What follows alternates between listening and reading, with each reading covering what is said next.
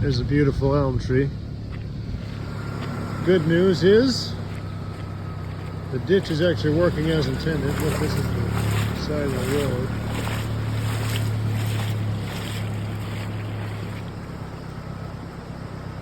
So the ditch is working as intended, but it's just so much water. I'll have to build yeah, I'm gonna have to just build a wall there, right this area off. You can see the brook is flooding in a couple spots here and just flowing. Really flowing. Anyways, we're gonna get going. I do the market in the morning. That is wild. Just craziness.